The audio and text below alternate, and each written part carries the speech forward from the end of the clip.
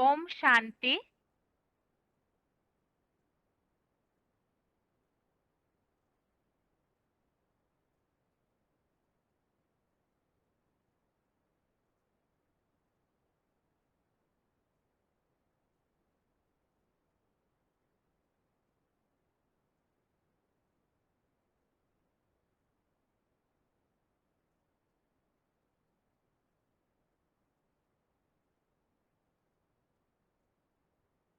ओम शांति। भगवत गीता श्लोक क्लास में आज का श्लोक है 9वें अध्याय का 31वां श्लोक, अध्याय 9, श्लोक नंबर 31। श्लोक है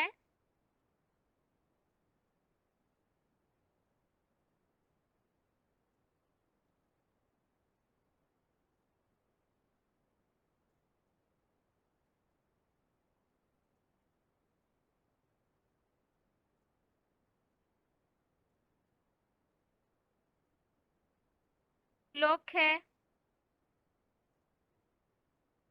क्षिप्रम भवति धर्मात्मा शाश्वत शांति निगच्छति कौन्तेय प्रतिजानीहि न मे भक्तः प्रणश्यति।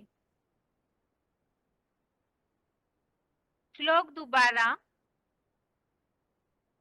क्षिप्रम भवति धर्मात्मा शाश्वत शांतिम निगच्छति कौन्तेय प्रतिजानीहि न मे भक्तः प्रणश्यति।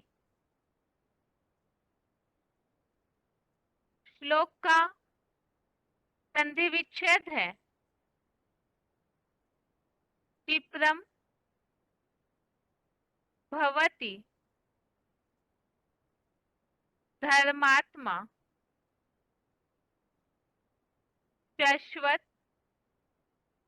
शांतिम निगच्छति कौन्तेय प्रति जानीहि न मे भक्तः प्रणश्यति। संधि विच्छेद दोबारा। क्षिप्रम भवति धर्मात्मा शाश्वत शांतिम निगच्छति कौन्तेय प्रति जानीहि न मे भक्तः प्रणश्यति। शब्दों के अर्थ है क्षिप्रम अर्थात जल्दी ही,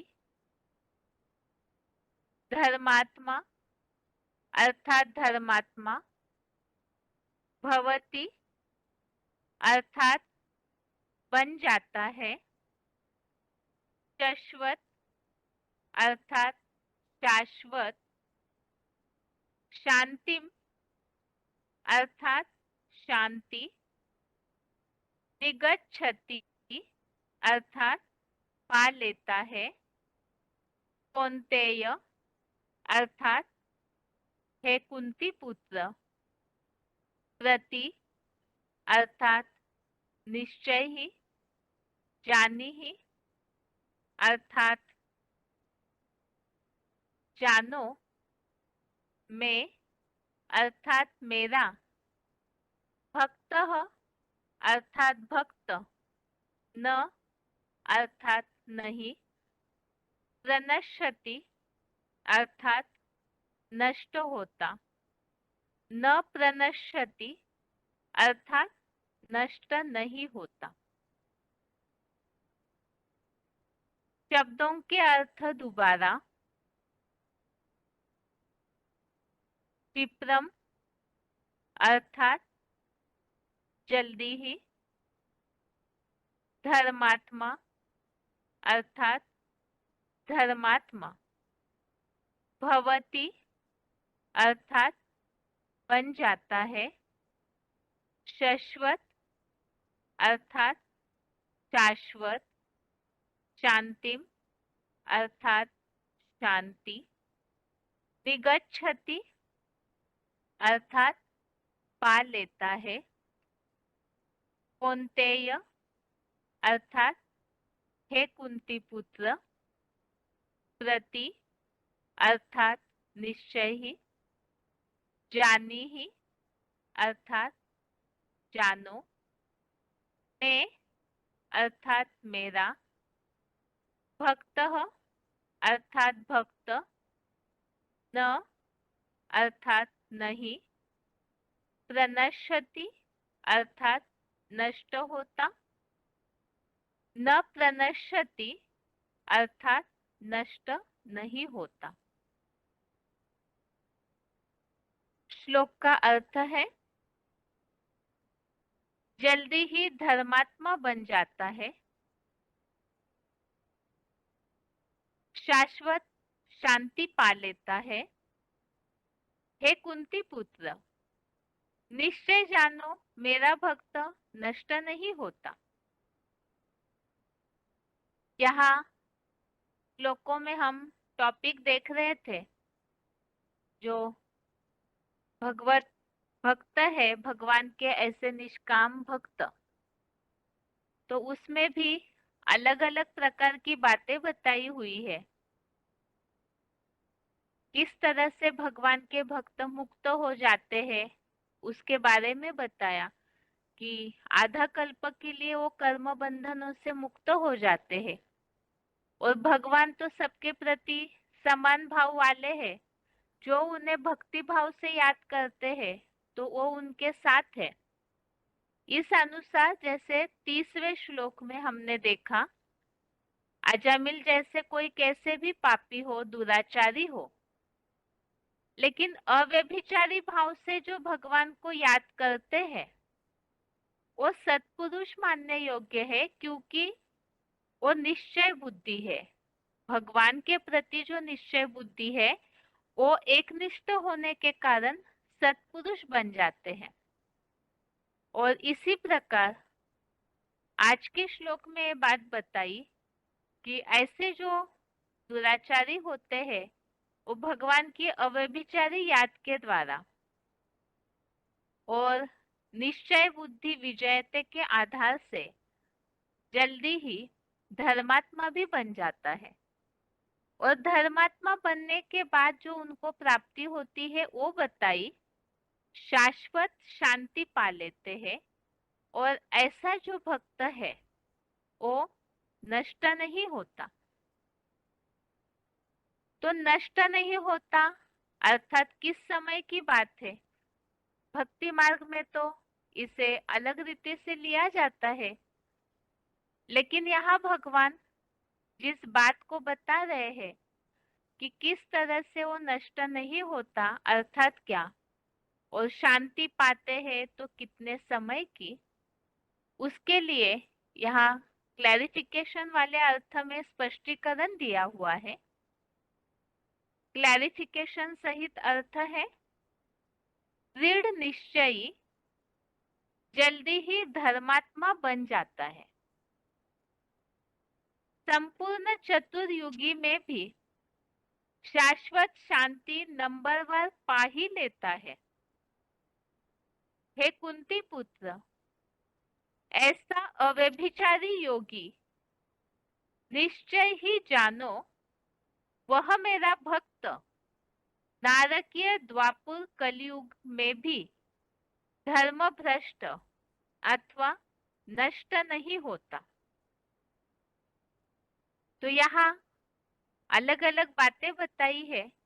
एक तो जो दृढ़ निश्चयी है, जिसने एक तो भगवान के प्रति निश्चय कर लिया, तो ऐसा जो दृढ़ निश्चयी है चाहे कितना भी दुराचारी हो, लेकिन एक निष्ठ होने के कारण, निश्चय बुद्धि होने के कारण वो जल्दी ही धर्मात्मा बन जाता है, पुण्यात्मा बन जाता है। और जैसे कि मुरलियों में हम उल्लेख जानते हैं, शूद्र मनुष्य से ऐसी आत्माएं देवता बन जाती है। कलयुग अंत में तो सब पतित विकारी है, और वही आत्माएं फिर भगवान के प्रति जितना दृढ़ अटल निश्चय बुद्धि होंगे, तो वो इस तरह से धर्मात्मा बन जाते हैं। और परिणाम स्वरूप उनकी प्राप्ति बताई है, संपूर्ण चतुर्युगी में भी शाश्वत शांति नंबरवार पा ही लेता है। तो चारों युगों में अर्थात पूरे कल्प में भी ऐसी आत्माएं शांति पा लेती है। कैसे? अगर देखेंगे हम तो सतयुग त्रेतायुग स्वर्ग है, वहां तो सुख शांति मिलती ही है। लेकिन मुरलियों में जैसे उल्लेख आता है, 21 जन्मों के आधार से जो यहाँ संगम युग में पुरुषार्थ करते हैं निश्चय बुद्धि का, उस आधार से स्वर्ग में पद, और उस आधार से 63 जन्मों में भी वैसे ही सुख शांति की नंबरवार प्राप्ति कर लेते हैं। और ऐसों के लिए बताया अर्जुन को भगवान ने कि ऐसा अव्यभिचारी योगी निश्चय ही जानो कि वह मेरा भक्त नष्ट नहीं होता, और नारकीय द्वापर कलयुग में भी धर्म भ्रष्ट और नष्ट नहीं होता। तो धर्म भ्रष्ट होना अर्थात जो सनातन कुल की धारणाएं है उसे छोड़ करके अलग अलग धर्मों की धारणाओं को अपनाना, तो इसे धर्म भ्रष्ट कहा जाता है। तो जिन्होंने यहाँ संगम युग में दृढ़ निश्चय कर लिया, जितना निश्चय बुद्धि यहाँ संगम युग में रहते हैं, ऐसी आत्माएं वहां द्वापर कलयुग में भी कहीं भी कन्वर्ट नहीं होती, अर्थात धर्म भ्रष्ट नहीं होती और नष्ट भी नहीं होती। ये तो आज के श्लोक का अर्थ बताया कि जितना निश्चय बुद्धि उतना धर्मात्मा, और उनकी प्राप्ति बताई, शांति प्राप्त करते हैं और साथ में ही धर्म भ्रष्ट या नष्ट भी नहीं होते। तो इसी प्रकार का उल्लेख जो भगवान को पाने के बाद ऐसे जो निश्चय बुद्धि है वो शांति प्राप्त करते हैं, इसी का उल्लेख गीता के और अध्याय में जो आया हुआ है उसमें से एक श्लोक यहाँ लिया है, चौथे अध्याय का 39वां अध्याय 4 का श्लोक नंबर 39। ये रेफरेंस श्लोक है पहला, जिसमें इस बात का उल्लेख आया हुआ है, पूरा श्रद्धावान अर्थात ये निश्चयी, श्रद्धा उन्हीं को होगी जो निश्चय बुद्धि है। तो पूरा श्रद्धावान सदा प्रयत्नशील वो ज्ञान लेता है, और ज्ञान पाकर असंभव को संभव करने वाले पुरुषोत्तम संगम के इसी संसार में रहते हुए इसी जन्म में परम धाम की शांति पाता है। एक तो धर्मात्मा बन जाते हैं निश्चयी वाले, और दूसरा बताया कि उसका रिजल्ट जो श्रद्धावान है अर्थात भगवान के प्रति जो निश्चयी है वो शाश्वत शांति पाते हैं, और उसका रिजल्ट यहाँ ही दिखना शुरू होगा पुरुषोत्तम संगम युग में। ज्ञान पाकर शीघ्र ही परम धाम की शांति पाता है, अर्थात ही परम ब्रह्मलोक या परम आकाश यही उतार लेता है। तो ये पहली बात बताई, जो जैसे दृढ़ निश्चयी है वो शांति प्राप्त करते हैं, श्रद्धावान लभते ज्ञानम और ज्ञानम लब्ध्वा पराम शांति, इस तरह से ऐसे शांति की प्राप्ति कर लेते हैं। और दूसरा बताया है रेफरेंस श्लोक 6वें अध्याय का 40वां अध्याय 6 का श्लोक नंबर 40। इसमें बताया, हे पृथ्वीपति, उस योगी का न इस नारकीय पृथ्वी लोक में या देवलोकीय परलोक में भी सर्वथा विनाश नहीं होता, क्योंकि कोई भी ज्ञान सूर्य विवस्वत की कल्याणकारी आत्म किरण स्वरूप सूर्यवंशी बनी संतान दुर्गति में नहीं जाती। तो जो भगवान के प्रति दृढ़ निश्चयी है उन्हें ही योगी कहा जाता है, और ऐसे योगी का विनाश नहीं होता है और ना ही वो दुर्गति में जाती है। अर्थात ना ही वो धर्म भ्रष्ट होके दुर्गति होगी और ना ही वो विनाश होता है, अर्थात नष्ट भी नहीं होता। तो इस तरह से दृढ़ निश्चय बुद्धि जो बनते हैं उनकी प्राप्ति यहाँ बताई। यहाँ तो संगम युग में प्राप्ति है ही, और अन्य युगों में भी उन्हें प्राप्ति होती है शांति की, और दुर्गति में नहीं जाते। यह आज के श्लोक का अर्थ है। अभी उच्चारण सुनते हैं, उसके बाद पॉइंट्स। क्षिप्रं भवति धर्मात्मा शश्वच्छान्तिं निगच्छति कौन्तेय प्रतिजानीहि न मे भक्तः प्रणश्यति। दृढ़ निश्चय जल्दी ही धर्मात्मा बन जाता है, संपूर्ण चतुर्युगी में ही शाश्वत शांति नंबर वार पा ही लेता है। हे कुंती पुत्र, ऐसा अव्यभिचारी योगी निश्चय ही जानो कि वह मेरा भक्त नारकीय द्वापर कलयुग में भी धर्म भ्रष्ट नष्ट नहीं होता। क्षिप्रं भवति धर्मात्मा शश्वच्छान्तिं निगच्छति कौन्तेय प्रतिजानीहि न मे भक्तः प्रणश्यति। दृढ़ निश्चय जल्दी ही धर्मात्मा बन जाता है, संपूर्ण चतुर्युगी में ही शाश्वत शांति नंबर वार पा ही लेता है। हे कुंती पुत्र, ऐसा अव्यभिचारी योगी निश्चय ही जानो कि वह मेरा भक्त नारकीय द्वापर कलयुग में भी धर्म भ्रष्ट नष्ट नहीं होता। आगे है पॉइंट्स। पहला VCD पॉइंट है VCD number 370, VCD number 370 36 minute 36 minutes के बाद से लिया हुआ पॉइंट है। क्षिप्रम भवति मुक्तात्मा नहीं है, सिर्फ जो विदेशी होते हैं उन विदेशी आत्माओं में एक शिफ्ट होती है। क्या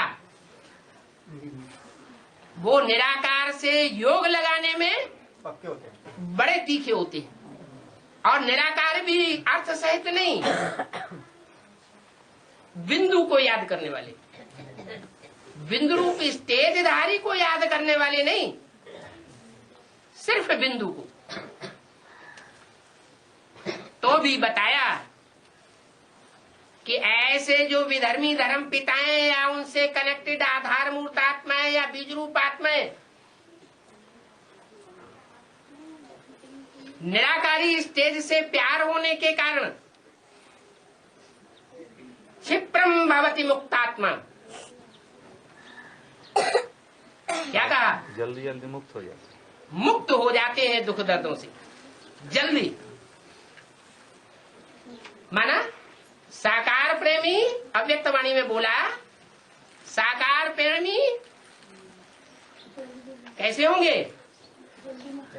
नहीं, जो साकार प्रेमी होंगे वो चरित्रवान होंगे, और निराकार प्रेमी क्षिप्र गति के पुरुषार्थ करने वाले होंगे, माने पावरफुल आत्माएं होंगी, मगर प्रेमी नहीं होगी, स्नेही नहीं होंगी, आपसे प्रेम नहीं। दिल वाले नहीं होंगे। स्नेह दिल की चीज है। बुद्धिवादी होंगे लेकिन दिल वाले नहीं होंगे। अगला पॉइंट है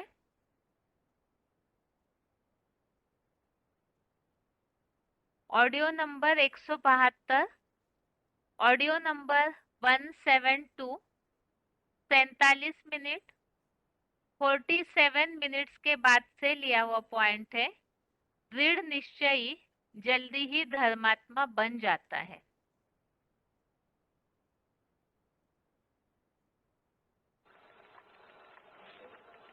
अटल निश्चय की बात है। ज्ञान में आने के बाद, बुद्धि से अंजाम करने के बाद जो जितना अपने निश्चय बुद्धि की स्टेज में अटल रहता है, वो उतना ही बड़ा पुण्यात्मा बन सकता है। परमात्मा बाप का नजदीकी बच्चा बन सकता है। अभी तुम पुण्य जमा करते हो, कभी जब संगम युग में बाप से तुम आकर के मिलते हो, बाप को तुम पहचानते हो, निश्चय बुद्धि बन जाते कि बाप मुझको मिला है। योग बल से पापों को खत्म करते हो। अगला पॉइंट है वीसीडी नंबर 528, वीसीडी नंबर 528, 1 घंटा 4 मिनट 1 आवर 4 मिनट्स के बाद से लिया हुआ पॉइंट है। दृढ़ निश्चयी जल्दी ही धर्मात्मा बन जाता है। क्या हुआ?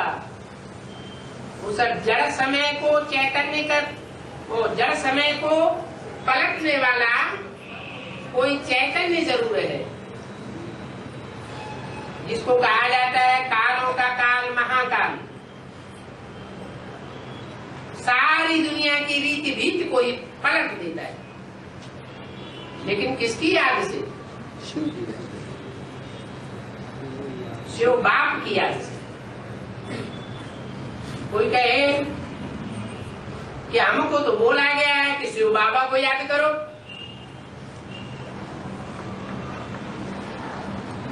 तो कल्याण हो जाएगा। ये शिव बाप की याद फिर कहां से आई? शिव बाप की याद से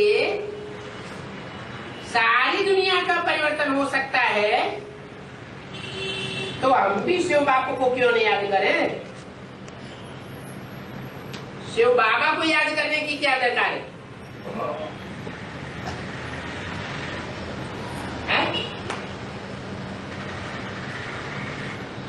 बोला तेरी बुद्धि में बाबा कहने से बिंदी ही याद आवेगी। तेरी माना कोई एक आत्मा है जिसकी बुद्धि में बाबा कहने से कोई साकार अलग से याद नहीं आता। ज्योति बिंदु बाप सदा शिव ही याद आता है। तो एक के लिए वो ज्योति बिंदु शिव शिव बाबा है, और बाकी सब के लिए ज्योति बिंदु को बाबा नहीं कहेंगे। वो सब बिंदु बिंदु आत्माओं का बाप है, बाबा नहीं। वो जिसके द्वारा आकर के बाबा बनता है, वो उसी में प्रवेश करता है और प्रवेश करके ग्रैंडफादर बनता है। अगला पॉइंट है VCD number 2232, VCD number 2232, 16 minute 16 minutes के बाद से लिया हुआ पॉइंट है। संपूर्ण चतुर्युगी में भी शाश्वत शांति नंबरवार पा ही लेता है।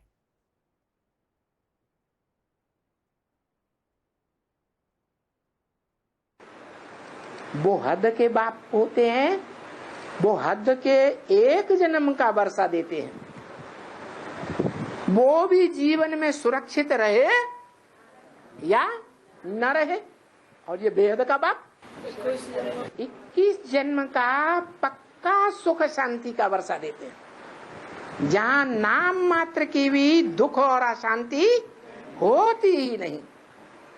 और ये भी बताते हैं कि 21 जन्म के आधार पर 63 जन्मों का भी तुम्हारा हिसाब किताब बन जाएगा। अगला पॉइंट है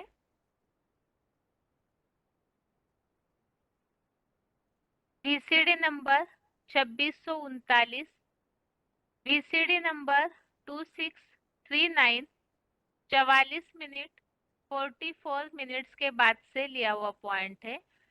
ऐसा अव्यभिचारी योगी निश्चय ही जानो वह मेरा भक्त नारकीय द्वापुर कलयुग में भी धर्म भ्रष्ट या नष्ट नहीं होता।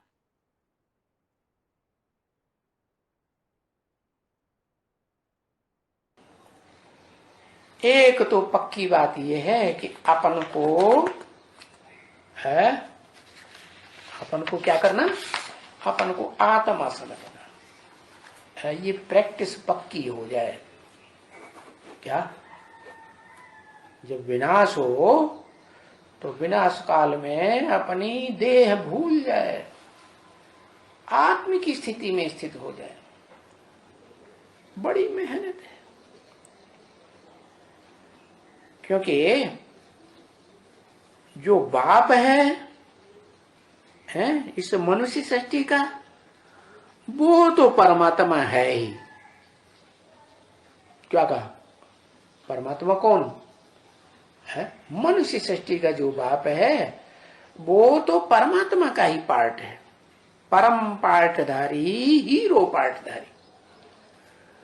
उनको तो कोई मेहनत नहीं है। क्यों है? उनको कोई मेहनत क्यों नहीं है? क्यों? कोई कारण?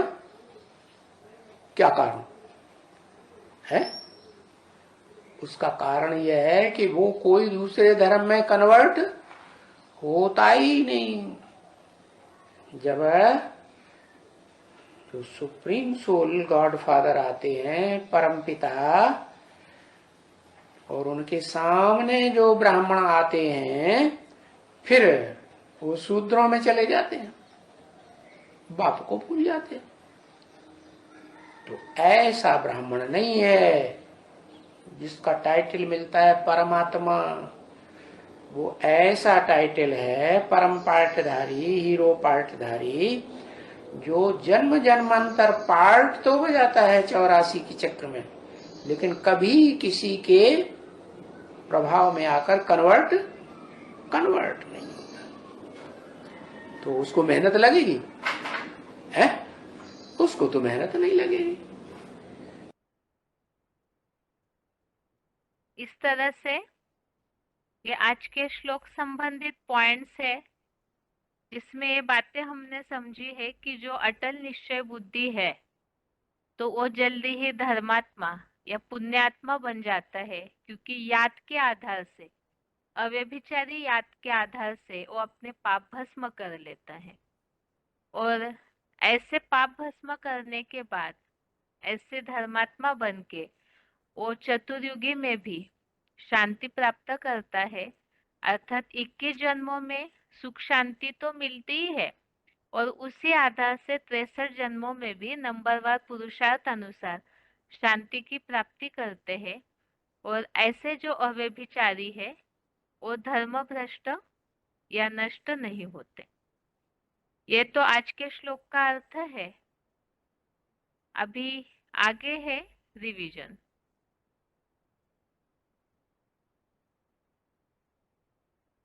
रिवीजन के लिए श्लोक नंबर है दूसरे अध्याय का 51 से 53 तक, अध्याय 2 का श्लोक नंबर 51 से 53 तक, और 9वें अध्याय का 31वां, अध्याय 9 का श्लोक नंबर 31। और दूसरे अध्याय के श्लोकों में हम टॉपिक देख रहे थे याद के बारे में, कि आसक्ति छोड़ करके सब बातों में समान होकर के कर्मों को करना। तो ये समत्व ही योग कहा जाता है। कर्मों में कुशलता ही योग है। और उसमें विशेष बात जो हमने समझी है कि कर्म फल को त्याग करके कर्म करना है, क्योंकि कर्म के फल की इच्छा वाले कंजूस है, क्योंकि वो स्वार्थी होते हैं। और इसीलिए ही योगः कर्मसु कौशलम, याद के साथ ही कर्मों में कुशलता आ जाती है, लेकिन इसमें जरूरी है अनासक्त होकर कर्म करना। और अभी आगे ऐसे याद में रह कर के जो अनासक्त होकर कर्म करते हैं, उनका रिजल्ट आगे श्लोक में बताया है।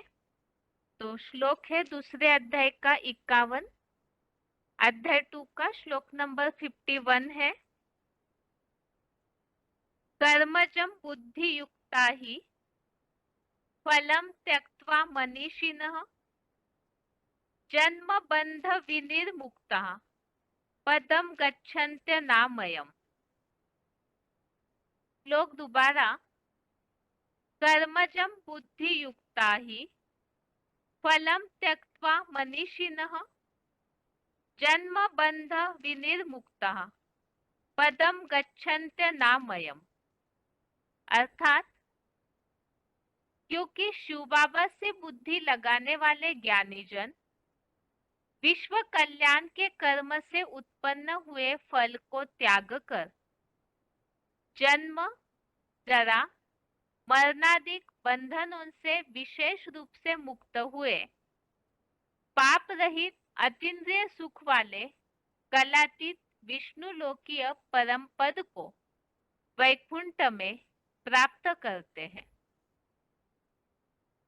तो इस श्लोक में ये बात बताई है कि जो योगी है, योगः कर्मसु कौशलम, इस आधार से कर्मों में कुशलता जिनके आती है, तो जो शिव बाबा से ही बुद्धि लगाने वाले हैं, ऐसे ज्ञानी जन कर्म से उत्पन्न हुए फल को त्याग कर अर्थात अनासक्त हो जाते हैं, आसक्ति को त्याग देते हैं कर्म फल की।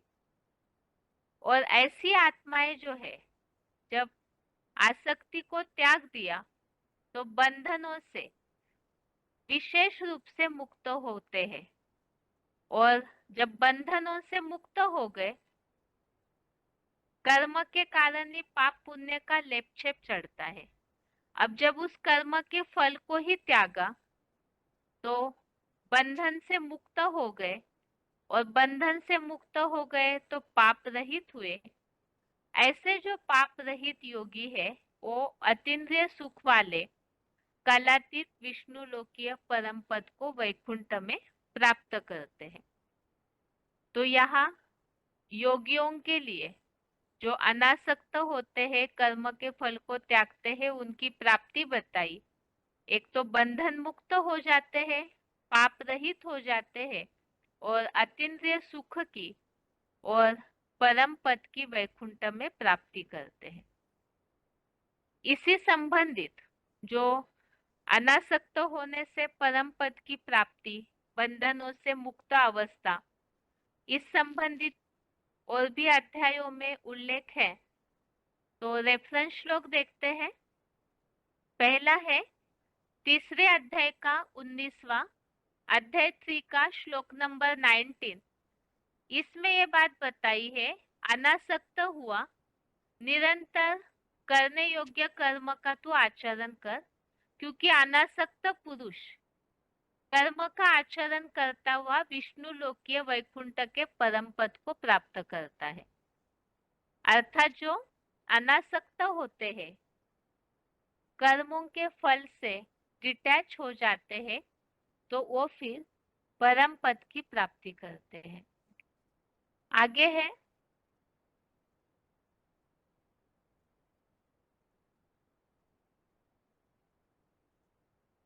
इसी 51वें श्लोक के और रेफरेंस श्लोक है। एक दूसरा श्लोक है 18वें अध्याय का 6वां, अध्याय 18 का श्लोक नंबर 6। इसमें बताया है कर्मों को भी तन धन धाम आदि की आसक्ति और कर्म फलों की इच्छा त्याग कर करना चाहिए।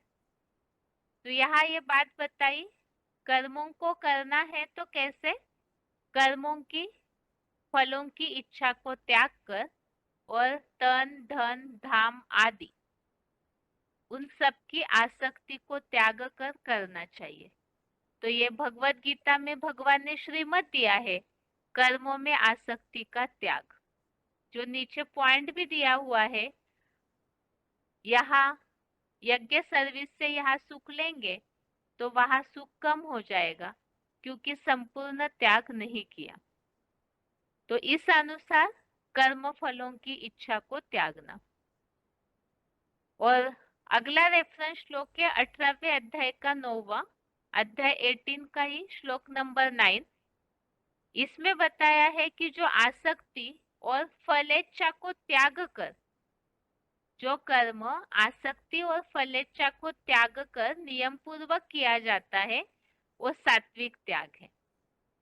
अर्थात कर्मों के फल को त्यागना ये जरूरी है।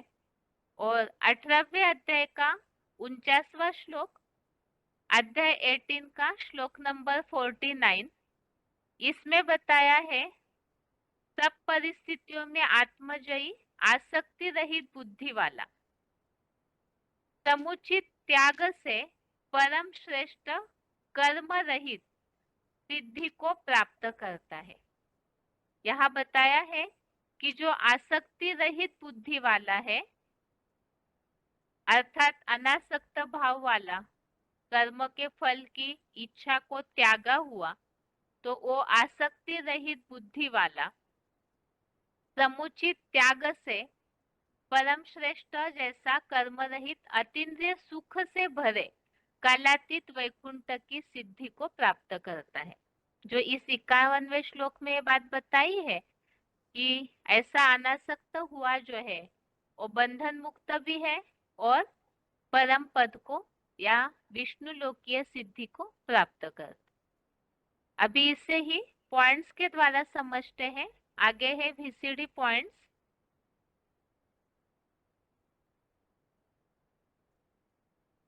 कर्म से उत्पन्न हुए फल को त्यागना, अर्थात क्या, किस तरह से इन बातों को कर्म से उत्पन्न हुए फल को त्यागना है उसके बारे में सिलेक्टेड पॉइंट है 24 नंबर, सिलेक्टेड पॉइंट नंबर 24।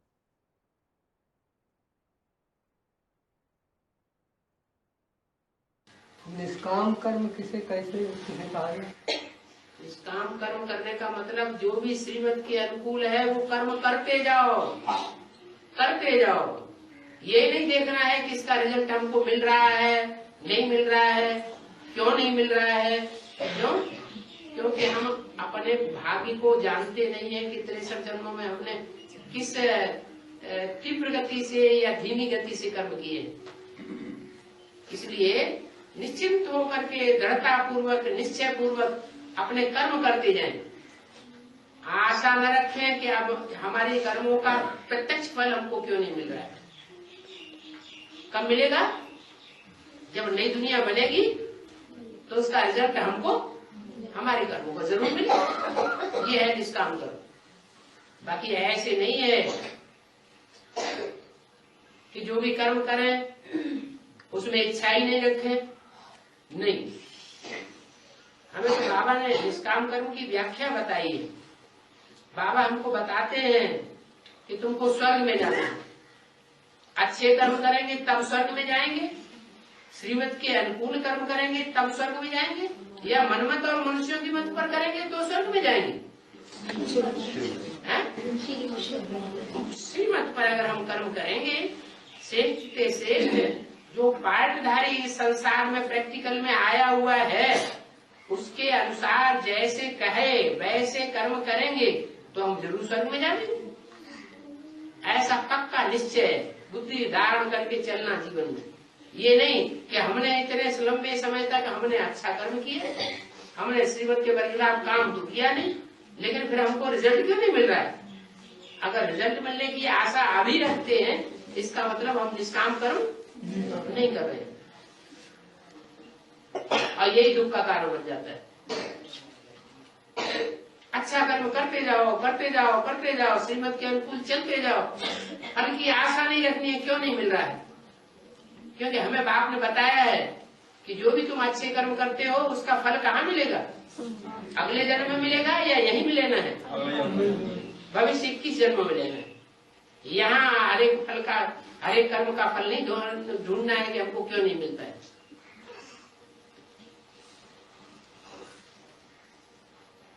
ये भी कर्मों की बुरी गति में एक बात आती है, कोई इस बात पे बहुत ज्यादा मुझ रहे हैं, बहुत परेशान हो रहे हैं। अगला पॉइंट है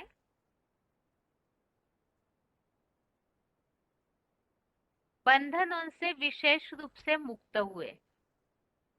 जो श्लोक में बात आई हुई है कि जो अनासक्त हो जाते हैं तो वो फिर जन्म जरा बंधनों से विशेष रूप से मुक्त होकर VCD number 128, VCD number 128, 36 minute 36 minutes के बाद से लिया हुआ पॉइंट।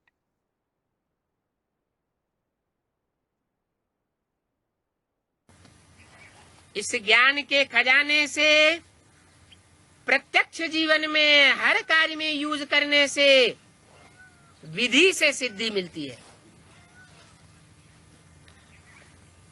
इस ज्ञान धन को अगर विधि पूर्वक यूज करेंगे तो सिद्धि न मिले, सफलता न हो, ऐसा हो नहीं सकता।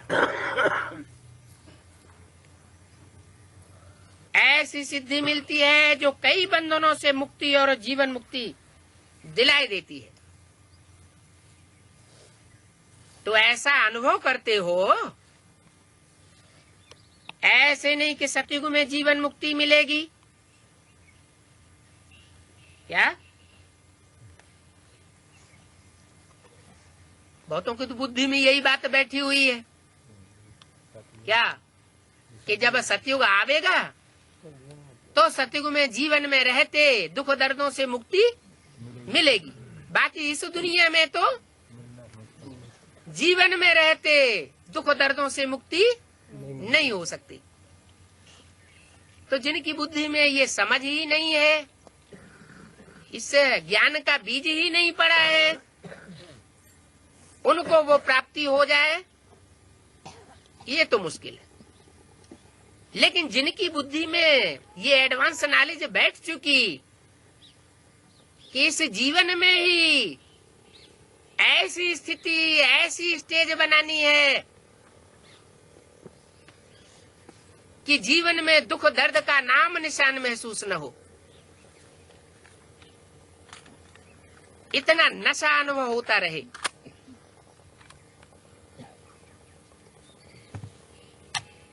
तो ऐसी सिद्धि मिलती है जो कई बंधनों से मुक्ति और जीवन मुक्ति दिलाई देती है।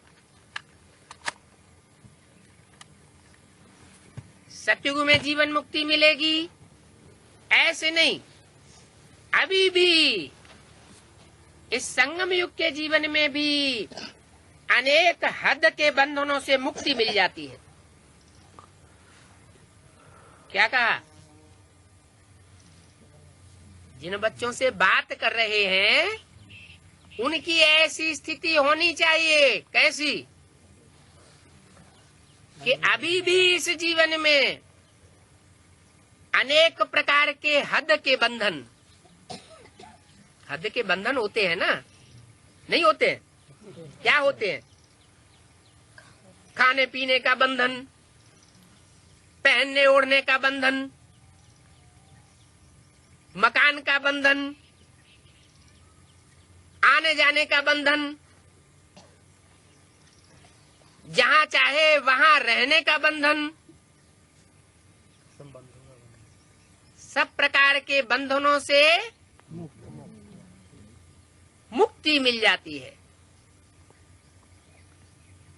जीवन बंधन मुक्त बन जाती है। अगला पॉइंट है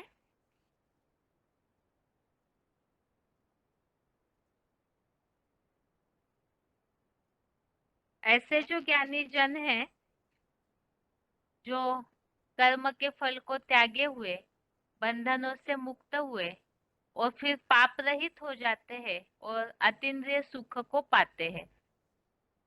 BCD number 1004, BCD number 1004, 56 minute 56 minutes के बाद से लिया हुआ पॉइंट।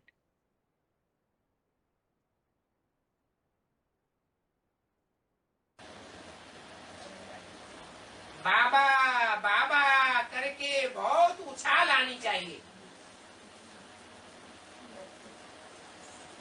परंतु उछाल भी उनको आवेगी जो हरदम बाप की याद में रहेंगे। कुछ न कुछ जो खाद है,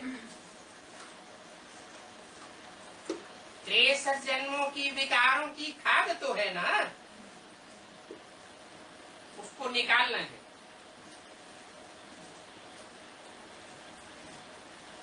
बाप के साथ अति प्यार हो तो वह अतीन्द्रिय सुख भी महसूस करे, परंतु माया बाप के साथ अति प्यार होने नहीं देती। कोई न कोई दूसरों की याद आ जाती है तो बेविचारी याद हो जाती है। तो बाप कहते हैं ये अतीन्द्रिय सुख अंत की बात है। जब अंत में तुम्हारी बुद्धि में बाप की याद का महत्व बैठ जाएगा, फिर तुम बाप की ही याद में लग जाओगे। तब ही तमो प्रधान से सतो प्रधान बनेंगे।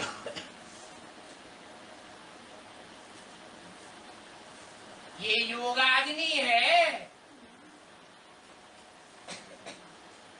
सोने को साधारण अग्नि में डाला जाता है तो चेंज नहीं होता है। सोना जब तीव्र अग्नि में डाला जाता है तो सारी खाद निकल जाती है। तुम्हारे अंदर भी याद की तीव्र अग्नि जलेगी तो सारी खाद निकल जाती है। फिर तुम्हारी खुशी का पारावार नहीं रहेगा। अतीन्द्रिय सुख में झूमते रहेंगे। सारी दुनिया हाय हाय करेगी और तुम अपनी मस्ती में मस्त रहे। आगे है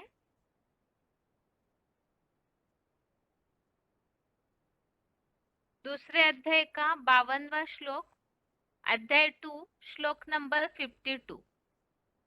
श्लोक है यदा ते मोह कलिलम बुद्धिर्व्यतितरिष्यति तदा गन्तासि निर्वेदम श्रोतव्यस्य श्रुतस्य च। श्लोक दोबारा, यदा ते मोह कलिलम बुद्धिर्व्यतितरिष्यति तदा गन्तासि निर्वेदम श्रोतव्यस्य श्रुतस्य च। अर्थात जब तेरी द्वापर से ही विकारी बनी बुद्धि शास्त्र, दैहिक गुरुओं, मीडिया आदि की सुनी सुनाई और विदेशियों विधर्मियों की अंधश्रद्धा युक्त झूठी बातों के मोह रूप कीचड़ को भली भांति पार करेगी, तब मिसाइलों से भस्मीभूत होने वाली दुनिया के वैराग्य को प्राप्त होगा। तो यहाँ ये बात बताई, अब ऐसे परम पद की प्राप्ति करनी है तो इसके पहले जो हमने उल्लेख देखा, जहाँ बात चल रही थी वेदों की, जिन वेदों में लिप्त रहते हैं कोई अविवेकी जन, तो अनेक शाखाओं की मतें अनेक है, तो उससे निकल जाना है तभी प्राप्ति होगी। और ऐसे ही यहाँ बताया कि जो द्वापर से ही विकारी बनी बुद्धि है वो शास्त्र, दैहिक गुरु, मीडिया ऐसी ढेरों सुनी सुनाई बातों की कीचड़ में फंसी हुई है, और जब इससे बुद्धि पार हो जाएगी तब ही इस दुनिया के प्रति, ये जो विनाश होने वाली दुनिया है, इसके प्रति वैराग्य प्राप्त होगा। इसी संबंधित नीचे मुरली पॉइंट दिया हुआ है। मुरली तारीख है 30 जनवरी 1971। मुरली डेट है 30 जनवरी 1971। सुनी सुनाई बातों पर ही भारतवासियों ने दुर्गति को पाया है, अभी भी पाते जा रहे हैं। तो सुनी सुनाई बातें अर्थात शास्त्रों की बातें, मीडिया की बातें, गुरुओं की बातें। यहाँ संगम युग में भी ऐसे वैरायटी बातों में आने की, सुनी सुनाई बातों से प्रभावित होने की शूटिंग करते हैं। तो जब तक इससे पार नहीं होती है बुद्धि इस कीचड़ से, तब तक वैराग्य नहीं आ सकता। और इसी संबंधित जो हमने दूसरे अध्याय का 42वां श्लोक यहाँ रेफरेंस में लिया हुआ है, अध्याय 2 का श्लोक नंबर 42 में इस बात का उल्लेख आया हुआ है कि जो वेद वाद विवाद में लिप्त रहने सिवाय दूसरा मार्ग नहीं, ऐसे कहने वाले अविवेकी जन हैं। तो ऐसे शास्त्र वगैरह की बातों में अविवेकी जन जो है वो फंसे रहते हैं। तो विवेक बुद्धि, ज्ञान की बुद्धि खुलती नहीं, और ज्ञान जब तक ना आए बुद्धि में, तब तक वैराग्य कैसे प्राप्त होगा। अब इसी संबंधित आगे है पॉइंट्स।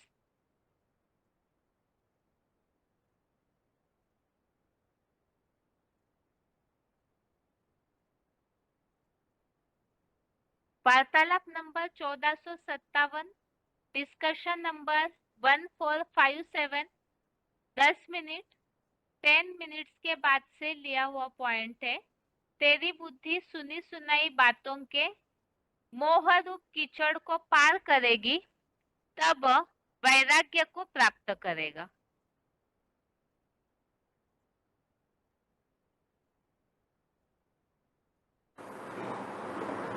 आदि समय में ब्राह्मण बनते हैं, चाहे बेसिक में आए हो पूर्व जन्म में, और चाहे एडवांस में आए हो वर्तमान जन्म में। हमारी अवस्था विकर्मों अर्थात पाप कर्मों को जीतने की होती है या हारने की होती है? अच्छी अवस्था होती है।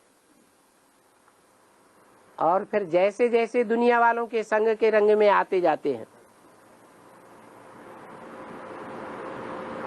संग का रंग लगता है या नहीं लगता है? लगता है। तो एक दूसरा के अंदर काना फूसी करता है। वो कॉन्फ्रेंस बाद में चलती है या नहीं चलती है? हैं? चलती है। जिसके लिए बाबा ने बोला, भारतवासियों ने सुनी सुनाई बातों से दुर्गति पाई है। गीता में भी आया हुआ है। ऐसी स्टेज से जो पार कर जाता है, तदागंता से निर्वेदम श्रोतव्यस्य श्रुतस्य च। सुनी सुनाई बातों से जिसको वैराग आ जाता है, ये सब झूठ बोलने वाले, हम किसी के चक्कर में आने वाले नहीं, एक शिव बाबा दूसरा न कोई।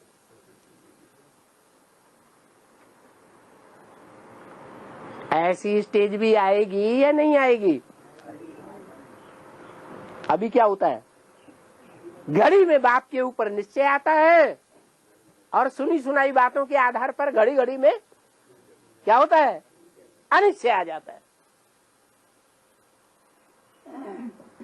ऐसा नंबरवार परसेंटेज में होता है या नहीं होता है? हैं? नहीं होता है? होता है।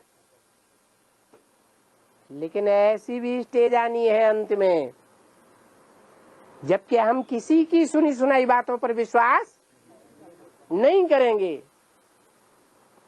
जो शास्त्र में भी बोला हुआ है, सदगुरु निंदक ठौर न पावे। अगला पॉइंट है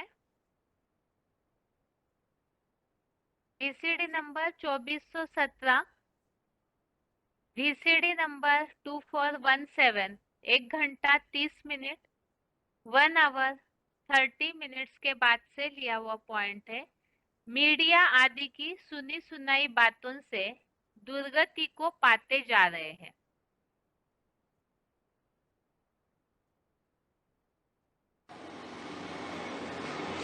जैसे दुनिया में बम फूटता है तो इतनी जहर भरी बदबू निकलती है कि सूंघते ही खलास।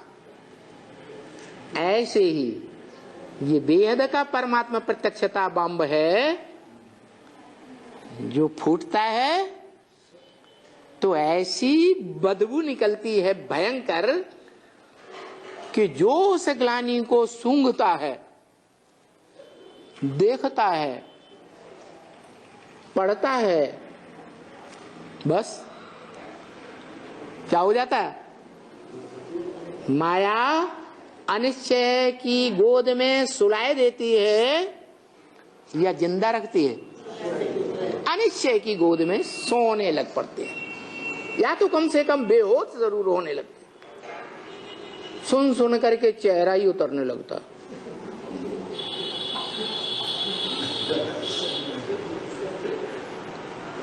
क्योंकि उससे पहले राम रहीम और कौन सा बाबा, आशाराम बापू, उनकी ढेर बातें सुनी मीडिया में, अखबारों में, मोबाइल में देखी, टीवी में देखी, इंटरनेट में देखी, और अभी ये तीसरा बम फूट पड़ा। परमात्मा प्रत्यक्षता बम, बड़े थे बड़ा बम। तो वो ग्लानि को सूंघने मात्र से ही बेहोश तो होने ही लगते हैं, और कोई तो मर ही। आगे है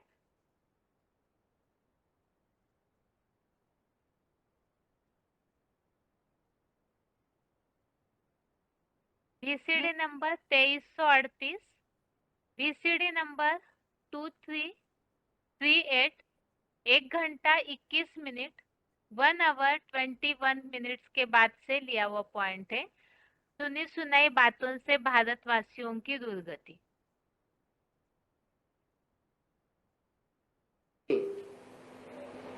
फिर अगर दूसरे से ज्ञान सुना तो व्यभिचारी ज्ञान हो जाएगा, और जिनका ज्ञान ही व्यभिचारी हो जाता है वो आत्माएं व्यभिचारी धर्मों में कन्वर्ट जरूर होंगी, द्वापर युग से, द्वैतवादी युग से। और ये भी बता दिया कि जो भारतवासी हैं खास, इन्होंने सुनी सुनाई बातों पर अपना सत्यानाश किया है।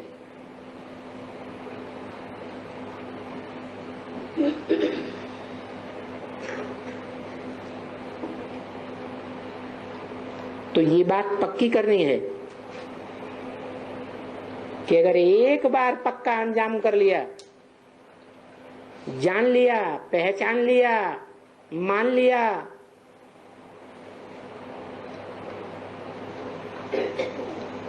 तो ईश्वरीय ज्ञान के सिवाय किसी और की सुनाई हुई बातों के चक्कर में नहीं आना चाहिए। और की बातों का प्रभाव पड़ेगा तो प्रजा जरूर बन जाएंगे, प्रभावित माने प्रजा, और उसका अंजाम ये होगा कि ब्रॉड ड्रामा में दूसरे धर्मों में कन्वर्ट होना पड़ेगा।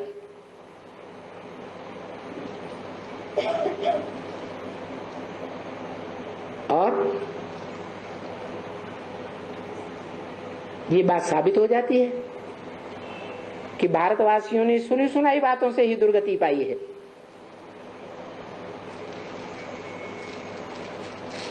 कैसी दुर्गति?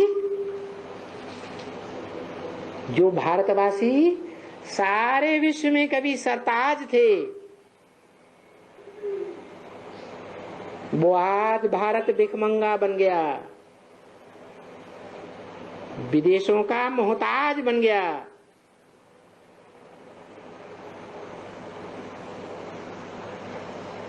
इसलिए बाप को, सुप्रीम सोल को ऐसे गांव में आना पड़ता है जहां के लोगों को खाने के लिए रोटी भी नसीब नहीं होती। आगे है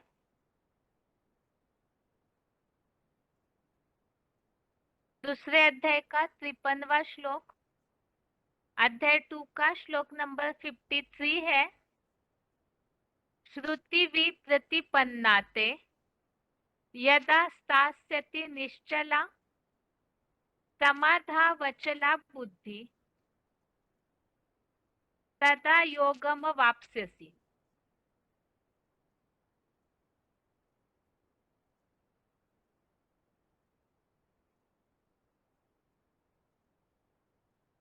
श्लोक दोबारा। श्रुति वि प्रतिपन्नाते यदा स्थास्यति निश्चला समाधा वचला बुद्धि तदा योगम वाप्स्यसि। अर्थात जब तेरी श्रुतियों से भ्रमित बुद्धि साक्षात आए हुए परमात्मा की स्मृति में अविचल स्थिर होगी, तभी अति सूक्ष्म आत्मस्टार रूपी रिकॉर्ड के अंदर 84 जन्मों के स्वदर्शन चक्रगत सागर मंथन में लगेगी। तब योग की समाधिगत स्थिति को पालेगा। तो यहाँ बताया, एक तो सुनी सुनाई बातों से भारतवासियों की कैसे दुर्गति हुई है, तो मीडिया वगैरह गुरुओं की बातों में आकर के दुर्गति को पाते हैं। अर्थात स्वर्ग से, जो स्वर्ग में थे वही आत्माएं द्वापर कलयुग से सुनी सुनाई बातों से दुर्गति पाते पाते पूरा भिखमंगे स्थिति में आ जाते हैं। तो इसीलिए इस श्लोक में बताया कि जो श्रुतियों से भ्रमित बुद्धि है, वो जब उससे निकलकर, जो भ्रमित हुई बुद्धि है उससे जब निकलकर परमात्मा की स्मृति में अविचल स्थिर होगी, तब ही योग की समाधिगत स्थिति को पालेगा। और समाधि, इसका अर्थ हमने पहले भी समझा है, आत्मा के 84 जन्मों के अंदर क्या क्या रिकॉर्ड भरा हुआ है, उस स्वदर्शन चक्रगत सागर मंथन अर्थात आत्मा के अंदर के रिकॉर्ड को जानना। और यहाँ जो श्रुतियों से भ्रमित बुद्धि, तो कौन से श्रुतियों से बुद्धि भ्रमित हुई है उस संबंधित पॉइंट नीचे दिया हुआ है। मुरली तारीख है 20 मई 1992, 20 मई 1992। इन शास्त्र आदि पढ़ने से आज तक भी किसको सद्गति नहीं मिली है। मनुष्य आत्माओं की सद्गति का ज्ञान इन शास्त्रों में नहीं है। मानवीय गीता से भी किसी की सद्गति हो नहीं सकती। तो यहाँ बताया, शास्त्र वगैरह की अनेक श्रुतियों के कारण बुद्धि भ्रमित हुई है। जब ये स्थिर होगी तभी समाधि की स्थिति को पालेगा। इस संबंधित आगे रेफरेंस श्लोक है।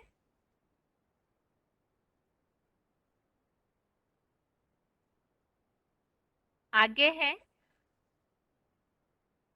इसमें एक तो दूसरे अध्याय का 44वां श्लोक, अध्याय 2 का श्लोक नंबर 44।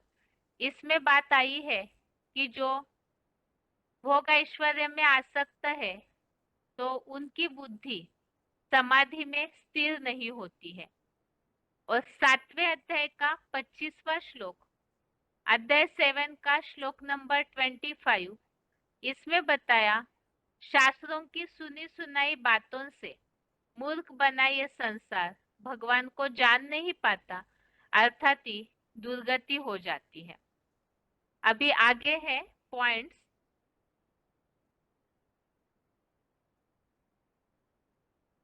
श्रुतियों से भ्रमित बुद्धि स्थिर नहीं होती।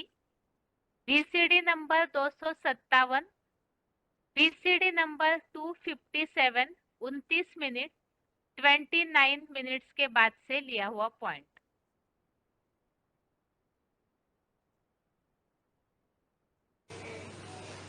ये राज भरा हुआ है।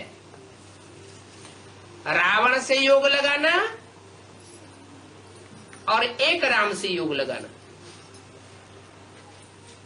एक राम में बुद्धि रमी रहेगी तो बुद्धि बहुत जल्दी एकाग्र होगी, और जितना ही रावण के अनेक सरों में बुद्धि घूमती रहेगी, अनेक मतों को रिसीव करती रहेगी, उतना बुद्धि चंचल होती है। हिस्ट्री में भी ये बात आई है। जितने जितने धर्म पिताएं आए उन्होंने अपनी अलग अलग मतें दी, महात्माओं ने अपनी अलग अलग मतें दी। उन अनेक प्रकार की मतों से बुद्धि भ्रमित होती गई। बुद्धि भ्रमित होती है तो एकाग्र नहीं हो सकती। अब ये एक बाप आकर के बताते हैं कि मनुष्य मनुष्य को ऊपर उठा नहीं सकता, क्योंकि मनुष्य साफ विकारी बनते हैं। अगला पॉइंट है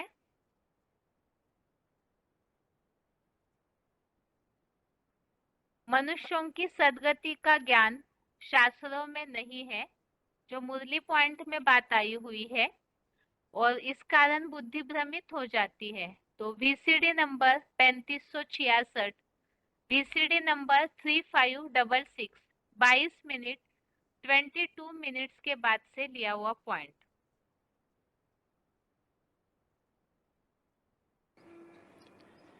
ये इतना भक्ति मार्ग में सूत मुझा हुआ है,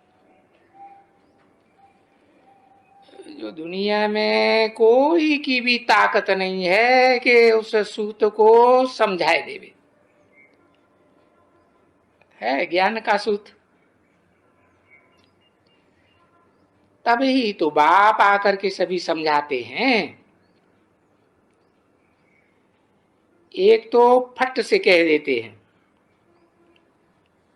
जो शास्त्र का ज्ञान समझते हो वो शास्त्र का असली शास्त्र का ज्ञान नहीं है, क्योंकि ज्ञान से तो सद्गति होती है ना।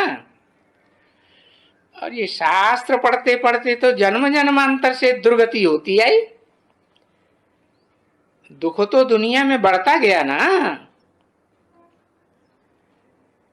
अभी भी इन सभी शास्त्रों से सद्गति नहीं हो सकती है, और सद्गति के लिए ये ढेर के ढेर शास्त्र तो नहीं चाहिए। जरूर एक रास्ते का शास्त्र चाहिए, जो सबका एक रास्ता हो। ऐसे नहीं कि ढेर के ढेर धर्म, उनके ढेर के ढेर शास्त्र, और हिंदुओं के तो और ही अनेक शास्त्र। तो कितने रास्ते हो गए। अब एक रास्ता तो एक ही बाप के पास है ना, सदगति के रास्ता। और फिर बाप की जो रास्ते की बात है ना, वो सदगति फिर इनकी इनहेरिटेंस है। समझा ना। अभी आगे है आज का श्लोक।